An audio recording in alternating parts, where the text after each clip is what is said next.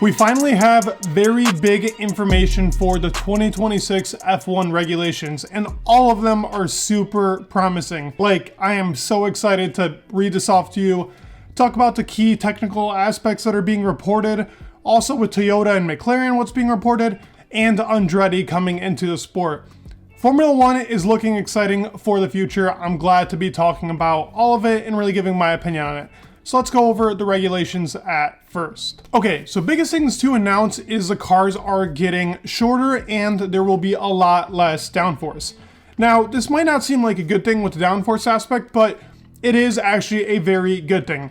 It'll mean smaller cars with smaller wings, so that will result in 40% less downforce, which is significant.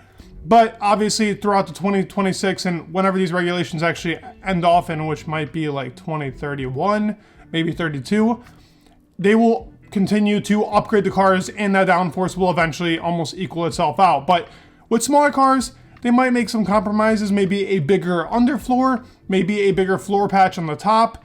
They will have to figure out some things to actually keep the downforce at not a whole significant 40%, but overtaking will be much better. DRS will not be as efficient as it has been nowadays. It'll be more useful to actually go for overtakes in corners because the dirty air will be less. And with smaller cars, they can take different lines. And by the way, when I mean smaller cars, I mean significantly smaller and a lot better. Nothing for the weight has been talked about, but for the actual height of the cars, which this makes me very happy, they should be compared between the 2009 and 2016 regulation of cars. These cars were super agile and you could throw them around. They were very lovely to watch. And I'm talking about the prime Vettel years. Those cars were great. I loved the way that they looked. I loved the way that they were thrown around on really the track and how overtaking was able to be done with those cars. I mean, 2012 was one of the best seasons that we've ever had. So bringing the cars back with the same length from that type of time is great. Now, the weight, we don't actually have a confirmation on, so we'll have to wait and see what they do. They have to be significantly bringing it down considering that these cars are so much smaller. I'm assuming they're going to bring the weight down as well. But this is all for better racing, and it is a big step in the right direction. We still don't know how these cars are going to look officially. They shouldn't look much different than what we currently have with the actual 2022 regulations. And how these cars look with the floor and the sleekness. They're still supposed to be very sleek, but a lot different now being a lot shorter. But very, very promising. This means the racing should be much better with these cars. And maybe drivers from the past with experience of these smaller cars like Lewis Hamilton and Fernando Alonso should have a little bit of an advantage on how to work the wheel and so on. Obviously, Max also drove in 2015 and 16, so he's not far from knowing what to do, but rookies might have a little bit of a difficulty with it. So pretty exciting to finally have news that the cars will be shorter because it has been a complaint. Like in Silverstone, there should be a significant more amount of lines you should be able to take with the cars to actually overtake. But because these cars are so chunky and so big, you can only take certain and very few lines.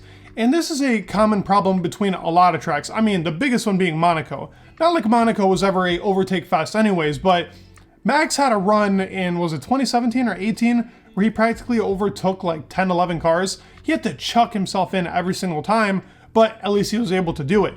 If somebody was going to try and do that now, which I mean, Perez and Lance were kind of trying and failed continuously, it comes to show you the cars are way too big and wide for a really historic track like Monaco. But this isn't the only problem. Hungary, it's another issue.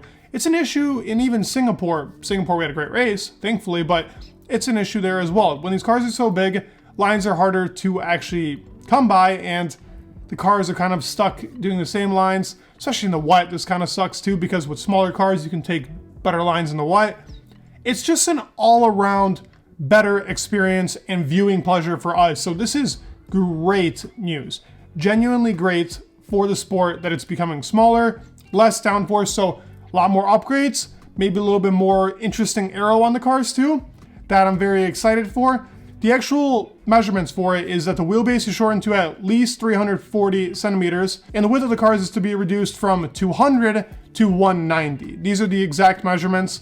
That's why we get the kind of comparison that it's like the 2009 and between the 2009 and 2016 cars. Glad that we actually have some final confirmation on it.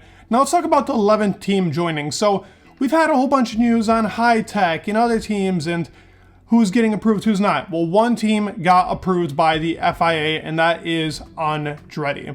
Finally, they are approved and they're looking to be joining the sport.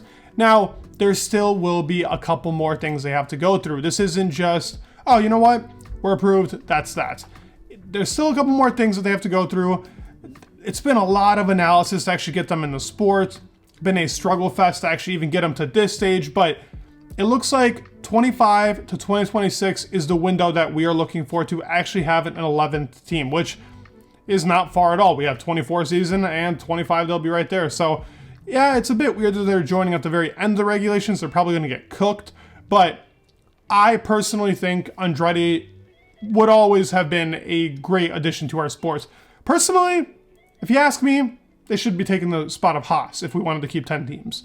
But I'm always open to 11 teams. Another team adds more fun, more cars, more maybe incidents that can happen, better racing, more aero upgrades, just all around it's better for the sport. Yes, I know that the pool for bigger teams is now going to be less, but they can deal with it. They got a lot of money to deal with anyway, so it should be exciting having an 11 team, and Andretti is definitely deserving of it because of the history with Andretti, what his father was able to achieve in the sport. He was pretty good in the sport as well, so having a team with Formula One drivers being the base of it and building it from the ground up is very exciting. I mean, they're very successful in IndyCar.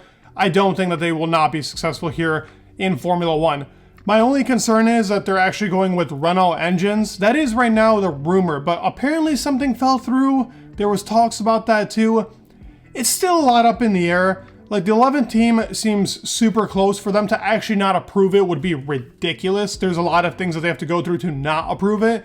The teams have to have like a very valid reason, and what valid reason can you really find for Andretti not joining the sport? So it almost seems certain. I know there was talks with Cadillac being like the engine providers, Renault, like it's going to be a tricky situation as to what happens right now with the real whole Andretti and 11 team. All we know is that the FIA has actually approved Andretti Formula Racing's application after rigorous analysis from the FIA on Twitter by themselves. So another exciting part about the sport. A lot of stuff to actually keep us invested and really just hope for a better future in Formula One. And it really does seem like we are getting that. Last thing I want to talk about is another thing being compromised and something very, very, I would say, exciting for McLaren fans. So McLaren and Toyota are being rumored to be working together on a deal for maybe an engine.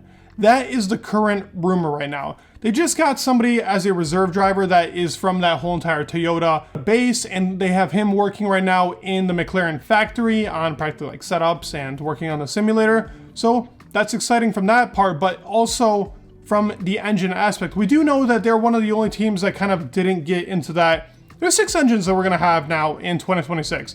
So Mercedes, Ferrari, Audi, Honda, Ford, and Renault. So those 6 engines will be in the sport. McLaren is still a customer team. Williams is a customer team. Haas is a customer team. And honestly, I can't name to you right now the other one that's a customer team, but those teams are customer teams, and you always have kind of a disadvantage. Now, yes, they do build their own gearbox. They do build their own rear suspension and front. So they're not going to be taking those parts from Mercedes, but you're always limited on how much you can actually put and add into the car based off of the engine. If you build it yourself and you have a whole entire dedicated factory working for your car, you can build a car around the engine and make it a lot better. Working with Toyota has been very successful in obviously WEC, won Le Mans multiple times over. Toyota is a very successful company in motorsports in general. Great car manufacturers, extremely reliable, something that would probably be good for McLaren. I think it's good if they work together. It is a current rumor right now. Like, I'm not going to go off and say that this is just put out into the open, but let's cover it early so we can actually have some thought and process as to if this is going to continue for them going on in the further seasons, because it would be big news if they have their own engine and they can build a car off of something very promising. I hope this happens for McLaren. With this recent real miracle run that I had the video for and how good they've been in our sport. I really hope they continue the trend. Why would we want McLaren to fall back when they've been really down in the dumps for a very long time? We want them back to how they were with Lewis Hamilton, or even like Senna and Prost. Don't want them dominating that much, but I do want them winning again. So promising stuff for our sport, and I'd love to hear your thoughts down in the comments. Let me know what you guys think, especially about the less downforce and the smaller wheelbase. I want to hear about that. Also an 11 team joining the sport. Give me your thoughts. You guys know I reply to everything, so please leave a like, subscribe, it'd mean the world, and peace.